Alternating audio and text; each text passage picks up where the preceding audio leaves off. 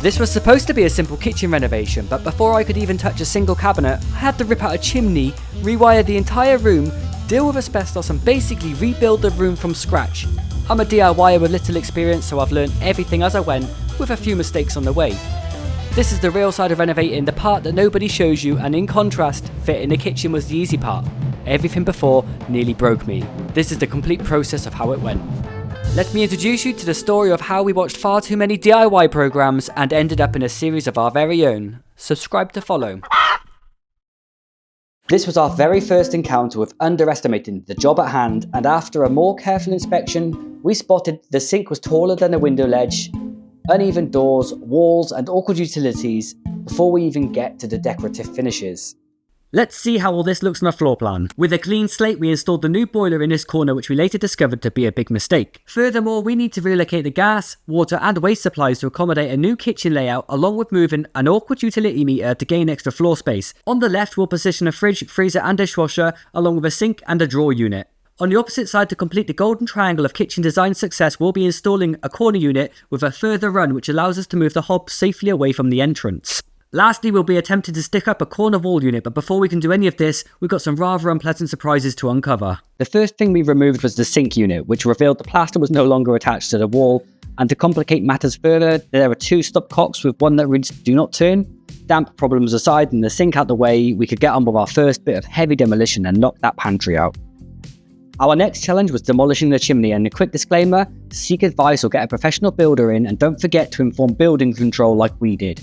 Living in the property during the works was certainly a challenge, but the removal was done in just over 2 days, and the sheer size of the stones that came out was enough to make me glad I took a back seat. However, gaining that usable space in such a tight area made the cleanup of hundreds of years of old soot completely worth it. Dust will get in places you wouldn't imagine, so an air compressor is the DIYer's best friend. Now the chimney breast is gone, we've got to do something about this. So the plan is to reinstate either side of this chimney flue and clean up the stonework so that we can make this into a feature shelving area. Time to make a mess again, and we've got the mobile sandblasting team cleaning up the stonework. This cost us £500 for 2 chimneys, but the time saved rather than scrubbing away was absolutely worth it, but finding aluminium oxide for the next 6 months, let's not get into it, but look at that transformation.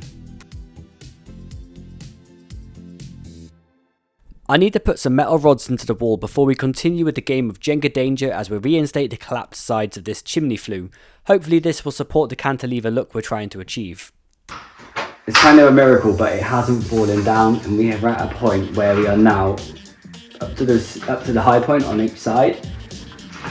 I don't know, I think it's going to work. Let's stick some stones to it so we can finally get ready to plaster this wall and move on to the next job. Before we can do that, let's patch up that massive hole by extending the floor into the recess. I mean, they say measure once, cut lots of times. A few bad cuts later and we're well on our way. To fix these joists to our wonky walls, we're just drilling straight through the joist and then fixing with masonry screws. With the floor framework in place, we can take a step back, and what we're going to do now is continue the height of the lintel above the door all the way across the chimney breast. We carry this over by attaching the timber that drops down from the framework above that we will later plasterboard up to create the illusion of a continuous lintel. This lower framework that will sit behind the sink unit has a trick up its sleeve, but more about that later.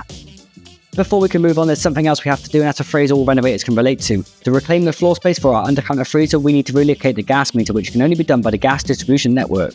The minimum cost for any works is about £1,200, and all we wanted to do was mount this on the external side of the wall. Fortunately, there was a 100% discount because they wanted to install new pipework from the road to our house. If you're a bit handy with a tool, or you're a tool like me, then you probably can do what I'm about to do without problem, which is take the kitchen out yourself to save a bit of money on that installation. With the old units out of the way, we can see what's lurking behind, and I have a sneaking suspicion it's more damp. Oh, I smell that. That does sound very brilliant. Maybe this is part of the reason why I was really hoping that wasn't going to be the case. Rather than get ourselves down about the plaster falling off the walls, we decided it was time to put some back on the walls. At this moment in the build, I'm about 2 weeks experienced at plastering after my crash course in preparing walls ready for hanging the radiators, so thanks YouTube for that. I discovered the method of throwing plaster at the wall was actually called harling, and there are specific trowels for this which I didn't have, but this practice is used when plastering on uneven stone walls before the next layer which is trowelled on. Before we go any further with the rendering and plastering, it's time to get straight to the point and get on with this. We're using a product from Team Hour. It's a pre-made mortar mix for pointing, and it's one of those things you kind of got one shot at it, especially after it's all been shot blasted and cleaned up. So the last thing I want to do is make a mess of this job. For my first stab at pointing, I managed to surpass my own expectations and managed to get a decent finish without dirtying up the face of the stonework. The reason behind using a lime as opposed to a concrete mix for pointing is due to strength. But it's not what you're thinking. The lime is actually weaker, which is better for the building because it's made of stone, which allows the stonework to expand and contract without blowing the faces out. The trick to pointing isn't only raking out the old stuff deep enough, but it's packing it back in to minimise the shrinkage. During the curing process, you scrape and churn brush to further pack in the gear and reveal the fine stones used in the mortar mix. Listen, I know what you're thinking, they're still doing this wall. Before you click off this video, there is good reason why we're still in this wall, and it's been the source of quite a few nightmares this week. Because the time has come to put boarding on this section so that we can ready this wall for some plaster to try and get it flat. But then I realised, if you come here with the camera, this wall is far from being flat and we have quite a sizable void here. And my problem to overcome now is how do we pad this out so that we don't have 3 inches of plaster falling on the wall in 2 years' time. So the plan of action, I think, is to board this over with plasterboard twice so we can get that depth addressed. And then with any luck, when it comes to putting the countertop against the wall, it will sit flush. Of course, we could have saved ourselves all those sleepless nights by just batting and boarding across the void and skip the part where we played Jenga with the heavy stones, but to take out an original feature and not to try in some way preserve what is left seems sacrilegious. Although I'm not explaining what I'm doing exactly right here, the end result goes some way to compensate for our adjustments to this house. We're not finished. Because it's now time to make a template. If you have one of these, it's called a contour gauge. This is something you offer up to the wall and you push in place. You have no clue what you're doing. I've done this before, but it's never ended up really good. I really admire people who make templates. Now, you're a graphic designer. Yeah, exactly. So if I'm graphic designing and I'm trying to make templates for like a car or some graphics to go on something, I find it super difficult. Luckily, there's places you can buy it for online, and no graphic designers tell anyone about that. It's like our secret. It's like a fight club for graphic designers. Right. So now you just ruined the secret. Yeah. Subscribe. And of course, this isn't going to bend when it goes in place. So if it goes in at an angle like this, we are good. And there it is, ready for plastering, and our peaceful nights can resume. We told you this project would be full of surprises, and this kitchen is no exception. It's the gift that keeps on giving, and the next surprise means that no walls, roof or floor will go untouched, and that's because of the big A. We did a test result and it came back positive for asbestos. We bought a Amazon testing kit and they send the samples off to the lab and they send the text to our phone which confirmed we have white asbestos called chrysotile, which is found in just about everything in your home pre-1990. And we've made the questionable decision to remove it ourselves. In the kitchen we have 2 areas of asbestos. The ceiling, which we are going to overboard, which is an easier repair, but the floor we need to take up. The tiles that sit underneath this lino, which are very typical of an asbestos tile because of the measurements, and I think these are 8 by 8, contain asbestos, and we're taking them up in the hope that they come up in one piece because a few of them popped off the floor already, and with the correct PPE, ventilation and steam, we think we can do this safely. You will need to get yourself cat-free type 5/6 overalls, boot covers, nitrile gloves, P3N95 face masks, and plenty of ventilation. All geared up, it's now time to roll up the old lino and bring out the steam and the scrapers. It really was an unpleasant job, but a wet atmosphere helps to keep the contamination down low in theory, and it helps each tile become free of the adhesive without snapping. The key here was to be patient and don't force anything. To dispose of the tiles, our local recycling centre sent us the bags and allocated us a time slot for disposal free of charge. All of the information I could find regarding removal comes from asbestos removal experts, where the general consensus is that if a mere mortal looks at asbestos directly in the eyes, that person will then cease to exist. So the question is, did we do the right thing? Let's rip this out, see what we're working with, and step by step, let's get this wall ready to take the cabinets. We're done, it's open, we've got it out. And to top it off, no unpleasant surprises underneath. Let's put some more screws up through the top joist into the floor joist above to make it strong enough so that when we put weight on this wall, we don't have that problem where it comes crashing down inwards into the kitchen. Next part would be to put some noggins across where we want to put the rail that's going to host the cabinets at the top, and then we can go ahead with putting in our sheets of plywood. The next step is to put this 12mm plywood on the wall. Now I've chosen 12mm because the plasterboard I'm using is also 12mm, so this needs to match the plasterboard that's going to sit underneath. If you're doing this solo, you can use an off-cut batten secured in place as a ledge to help support the panel you're attaching to the wall. There are benefits of double boarding, such as being able to screw anything you like to the wall and not have to worry about the plugs falling out.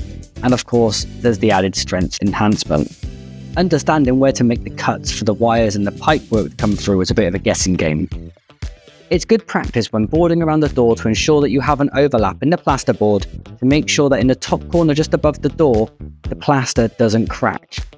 So the electrician's been in, he sorted me out, he's got everything lined up ready to go. I just need to put the pattress boxes, or as I like to call them, the back boxes, and he keeps telling me off. We need to put them into the wall. Now, everywhere else in the house is solid wall and we use these metal back boxes for that. But for a stud wall, it's different. We use a plastic pattress box, and that is because you have these tabs here on the side which clamp against the plasterboard as you tighten it up, which secures the faceplate in, meaning the back box won't fall out and then your electrics remain safely concealed in the wall. To do this, I just need to mark out where they're going to be, which I've already done, get the multi-tool out, cut away, and I'll save you that god-awful sound of the multi-tool. What I didn't capture was my stupidity of not paying attention to where I'd marked up my boxes, which resulted in me cutting straight through one of the uprights to get one of the boxes in place, and on another, I chose the only location that had a noggin right behind it, which required some intense bodgery, all in the name of symmetry. Sometimes things can kick your ass, and this wall almost kicked mine. Right, next up, let's get this door in place, but tomorrow. Right now, I'm going for some food. I didn't particularly want to replace this door jamb because with a renovation, when you're doing it single-handedly, any easy win is welcome. Not only is this door quite narrow, it's on a curve and it's just a bit awkward, and I really wanted to try and just use strip wood to fix my problem, and all these things together just meant let's just try and get something off the shelf that will fit as good as possible. And that's okay. Let's get into demolition mode. YouTube is full of perfect how-to videos, and this isn't one. Here's the bodge way if you find yourself with a situation like mine. It's a mess, but it's an old house, and these are the problems you face. So let me tell you why this was a problem. I chose to mount this as close as I could to the stud wall, so at least I had one side that was relatively easy to fix, and I only had to worry about this. Here is just some of the offcuts that I've got here, and much to my surprise, up here is 12 degrees, and down there is 9 degrees. So what I've done is cut these battens into small wedges and put them in accordingly, just so that I have a nice straight edge to bolt into. So these wedges are bolted to the wall, this lining kit is bolted to the wedges, and that gives it a good bit of strength, and I'm confident that this will hold a nice door. Now that's out of the way, I'm embarrassed, but I want to be clear, I want to be honest. With the embarrassment out of the way, it's time to overboard, and we're using fire-rated boards weighing in at 37 kilograms each, and though there is no general consensus, if it's required in a period residential property, it's better to act on the side of caution, safety first and all that, With my right hand lady, we managed to get it up into place, and it got easier from there by using swing brackets made from offcuts of batten to take up some of the weight as we slide them into place. With all the plasterboards held in place by over 200 screws, we taped up the gaps and filled prior to plastering. To reach the ceiling, I just used pallets to give me a better working height to attempt my first ceiling. The first coat did not go well at all. The multi-finish I was using was out of date and the hardener reacted in minutes. Fortunately, the second coat was mixed from a new batch and I was finally feeling on top, and it was looking quite good. You're now standing in the dining room, and the reason is, before we can plaster this wall, we need to sort out this old door frame. So instead we're just taking the door jamb out, and now we're going to corner bead around the edges, and then we can clearly render up to the edge here so that we can get this wall done and dusted. To secure the edge beads into place, I just used plaster mix to bond it to the wall, and it feels a bit shonky, but I promise it does work. Alternatively, just use masonry nails. We're going to be putting finishing plaster on this wall behind me, and everybody likes a freshly plastered wall, no more than I do, except my problem is I'm not that good at it, and I can show you what I've tried to get the finish and how I'm going to try and nail it this time once and for all. I have bought basically everything you can find on Amazon. Even so, I've still been struggling, and nobody said it was going to be easy. But the thing is, in a house like this, you really do need to learn some skills. You have to, unless you've got a big budget. Without further ado, wish me luck. We are using a hybrid limelight finishing plaster. It's going onto a 200-year-old wall, so using a product that's more breathable, albeit not traditional lime, is the safest bet. However, it does cost a pretty penny at nearly £40 a bag. When mixing this stuff up, let it sit in the bucket for at least 10 minutes because it almost goes solid and you're supposed to add more water. Me being me, didn't read the tech spec, and I ended up forcing the thickest mix onto the wall on the first coat, and my wrist was in agony. Although it looked all nice and smooth, we're later going to find out what I'd fatefully gotten wrong.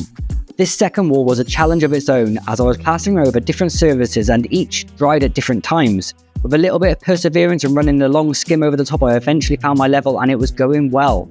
And yes, I'm using my hands for this part, but I was dropping mix everywhere and I was feeling kind of primal. I wanted a lumpy finish here and I wanted to show off the stones. Finally, let's get this passageway patched up. Basically, I ran out of the expensive gear, so now I'm just using gypsum multi-finish.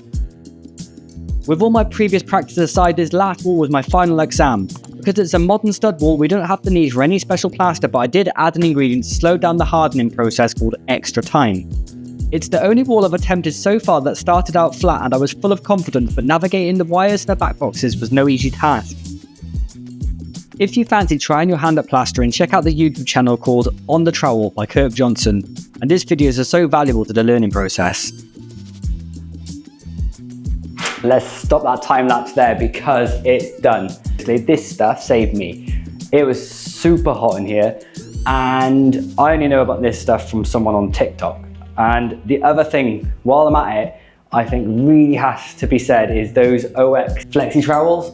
They're seriously good. Don't put your stuff on with it. That final trowel, when you're going around just to try and polish it up, just means business. What I'm doing now is painting all the walls that we just freshly replastered. As the first coat, we are doing a watered down emulsion paint. We're using like a 60-40, 60% water, 40 paint, because we are paranoid that the paint is gonna otherwise flick off the walls, and that means new replastering. Henry would love that. Now the room's painted, it seems fair to unveil to you the feature wall that made all that faffing around with the old chimney wall completely worth it. We finished off the nook with a fake oak lintel, which I think is convincing considering that it was a brand new piece of timber before the distressing process. We're at that point in this video where things start to look pretty and we get away from plastering and all the dirty stuff, and that's because our kitchen has arrived, so let's have a little look. What you are seeing here is an antique pink masterpiece, and yes, that is the colour we went for, and it did take some convincing to fully commit, but in the flesh, it really is the right colour for this kitchen. Let me know what you think about that in the comments. Our buying advice could be a video of its own, but essentially all prices can be negotiated, and to get the best deal possible, you have to shop around. By getting sinks from B&Q, appliances from AO, cabinets from Howdens, and countertops from IKEA, you get the picture. Now, this is mostly a Howdens kitchen, and how did a DIYer get a Howdens account, you ask? Well, just tell them you're a property developer, and it's as easy as that, it seems. However, this does come with some drawbacks, such as a caveat or instruction that states professional tradespeople would know what to do. And that was our first trap we had to overcome. This is us trying to figure out how to convert this cabinet from doors into drawers. Normally, there are pilot holes for this conversion, but in this case there weren't, and the branch declined the problem. Fortunately, we were accidentally sent a pre-built unit that we could use for reference. To set the runners, we made a jig to set the position, and amongst the general Howdens instructions is the height for each drawer, so this information together made it possible. I think this was an old cabinet that was never intended for the upgraded drawer boxes, but that will be a mystery that will remain. So here's something that does work well. When setting the height of all your different units, you need to make sure your legs are spot on.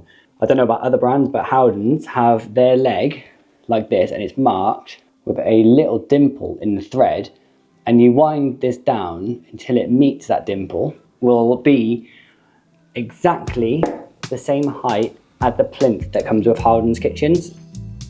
So we're going to start off with putting the corner unit up here on the wall, which I suspect is going to be a difficult job because the kitchen we pulled out didn't have a corner unit there, and for reasons such as this wall being out of plumb, but I think that can work with the standard brackets. The other reason is that a lot of walls aren't perpendicular to each other, and I also have myself to blame here because I plastered this wall and I only realised how out of tolerance it is today. We've had to do quite a lot of fettling to make this work, but it's something that might be worthwhile sharing with you, because if you follow the laser line here, you can really see visually how far this wall is out of plumb. And what we're doing to combat that is on the brackets, we're adding bits of spacer behind to try and push the cabinet off the wall to make them straight. They have a bit of a lean on them, but you have to compromise somewhere. And that's the compromise for us, is that these are going to have a little bit of a lean so that they can fit somewhere in between the wonky walls that is this old house. After all that crawling around on the floor, we have ourselves a level set of cabinets, and we have the corner plinth attached, which means we can now get this run completely screwed together and then finally up against the wall. I'll just be putting a screw into each cabinet, usually behind the bracket, so that when the door or the hinge is on top, you won't see where the fixings are. Because we're using the cabinets to form our right angle in the room, and we know that the walls aren't at a right angle, that means there's space now behind some of these cabinets. So the normal fixing, something like this, isn't really the best option for us, because if we were to use this L bracket to attach it to the wall, of course, we could slide it to there and you would get that fixing. However, with one of these, you can pull it out and you get that nice firm attachment to the wall. Space plugs are much more secure when fixing units that are further away from the wall, but remember that you'll need longer drill bits and screws to secure through the cabinet. I forgot to stock up and had to make do with the standard L brackets. Now just to fit the countertops with a quick scribe and ready to cut. That's not one of my finest moments. I don't know what I was thinking using a jigsaw blade to go down this length of countertop. So this is the result. In in the eyes of full transparency, this is where it all started going wrong. But I've finished sulking now. I'm just going to trim the edge off here, inclusive of the end panel, because it is 9:20. That's getting late. My neighbours are going to love me for sawing this late into the night. Next up, get the hob marked up and cut that out. Anyway, next job. I think it's time to send it. Send it! Bad news. I was starting to think I wasn't going to get that. I had to turn you off. I was too nervous. 3 cuts later, and we are square. That's important. Having that square, your eye can tell the difference when something's aligned or isn't. Let's get it cut, push back into position, and then we can look at cutting this off and then attempting to get the glue off of the old edging strip and then hack away at that, and then we can get to the point where we can join them together finally. Or maybe I spoke too soon. I'm absolutely livid. What you just saw was this piece dropping off and taking a bit of the laminate from the remaining countertop. I'm an idiot. I don't know why I thought that was a good idea to cut like that. You can see what happened here. I was already at the limit of where this overhang was supposed to be. I think I can get around this by moving the long countertop 1 millimeter towards where I'm standing now. So gutted, that was so close. In the face of such challenges, we improvise, adapt and overcome, and now we can finally get these countertops tied together. I haven't bought a jig or a router, so I'm using alternative methods, and to do this, I'm just using a hinge drill piece, which you can get from Amazon. They're about £6, which is perfect. They fit with the same curvature of the bolts that you get with worktops. We have cut the dog bones out, ready for this to be pulled tight together. What we're going to use to pull it together is colour film, and you just basically put this on the gap, and when you pull it close, it should hopefully hide any impurities in that.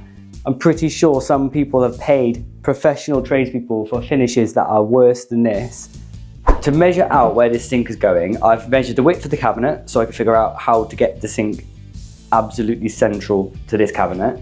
Then I've measured the depth, inclusive of the upstand. Get out! This is what a DIY cowboy looks like.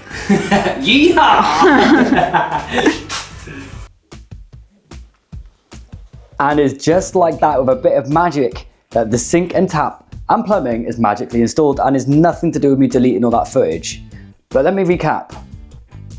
So the sink and tap dropped nicely into our relief, but before we could do that, we had to smother the inside edge of the worktop with silicone to ensure that in the future there's no blistering or swelling that happens here.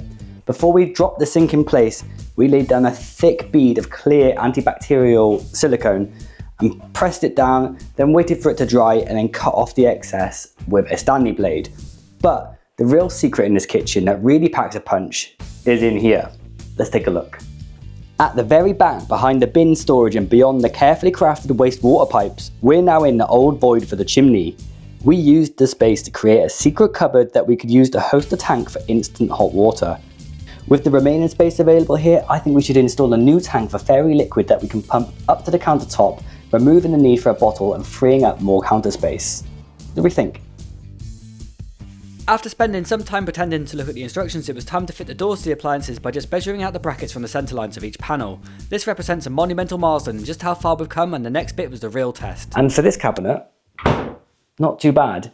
There was just enough room to get this in and make it sit relatively flush, but now we've got a bigger problem. Let's switch over to this unit, which is the problem child here in the kitchen, and the reason why that boiler might be in the wrong place, because that pipework, believe it or not, has been readjusted so that we could just about get this appliance to sit in here without sticking out too far from the size of the end panels.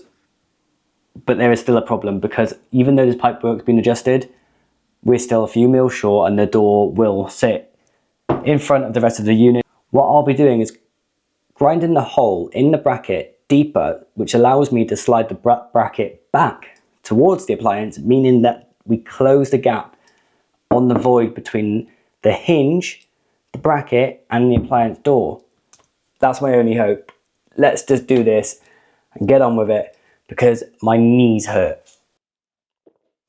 With our door now firmly attached to our freezer, we can see the effect of cutting down those brackets.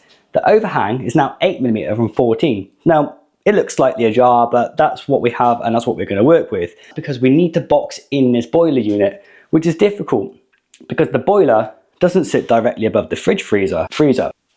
What this means is there's now only 2 fixing points available for our framework. On top of this, the framework has to be quite creative, because if we need to service this boiler or get to the stopcock, and yes, we do call it that in here in the UK, all of these panels need to be removable for full access. So here's what we're going to do. The full length end panel will be fixed with special clips, meaning we can pull off if we need to. Let's get the ball rolling. First, I just made a shelf to separate the freezer from the boiler using an offcut before boxing in the pipework that was visible above the tower unit.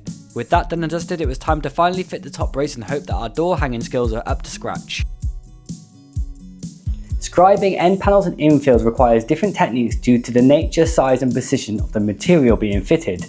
What we need to do here is create ourselves a little filler panel. To do that, we need to measure the distance between our wonky wall and the edge of our cabinet, and then add a few extra centimeters on there, just so we've got some material to play with. For the sake of this explanation, this piece of cardboard can represent our filler panel, which is the width of the gap plus 2 centimeters. Now what we need to do is with the back edge of the filler panel, is bring it across to the edge of the cabinet where we want the filler to end, and this is how we create our scribe.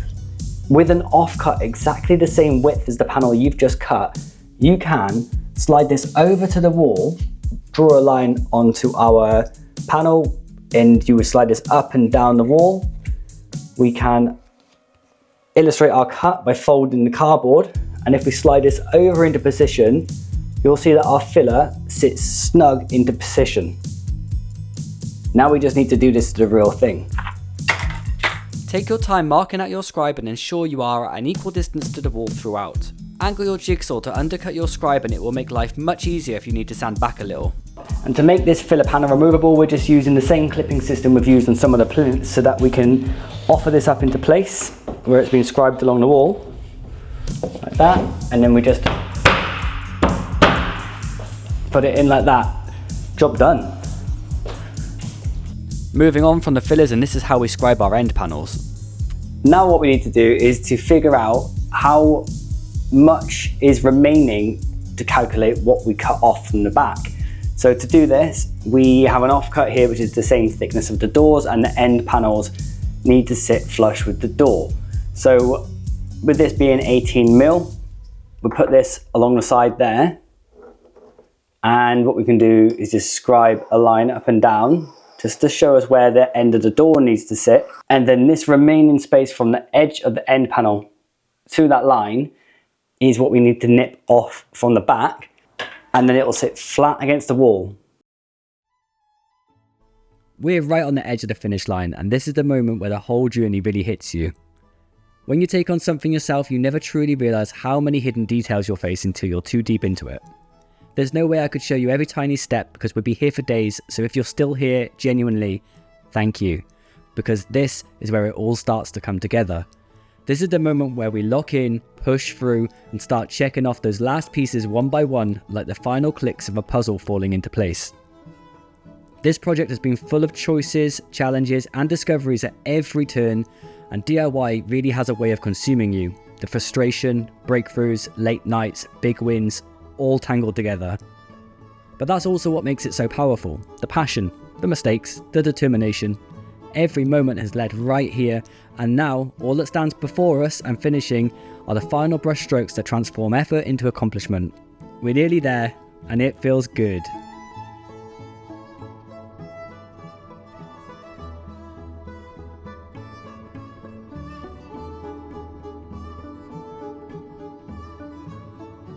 The final boss to defeat in this game was fit in the kitchen with its crown, aka the cornice and pelmet. These needed a series of tricky internal and external miter cuts, and honestly, I've not always had the best track record with those, but by marking from where the back of each trim sits, I got the lengths right, and with a fine-tooth blade on my new chop saw, things actually started going my way. I might have even discovered a little trade secret in the process. And just like that, here we are. We have arrived, and it's time to down tools and take a moment to pause and take it all in.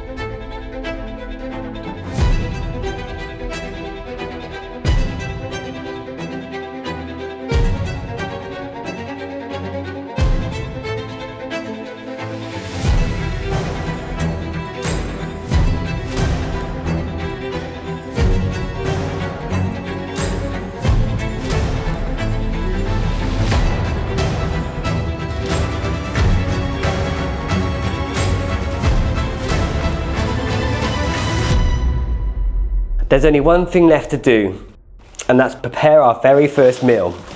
Now, the problem with preparing our first meal is the fact that we don't have anything in the kitchen, so our first meal has kindly been prepared for us. Thanks for watching.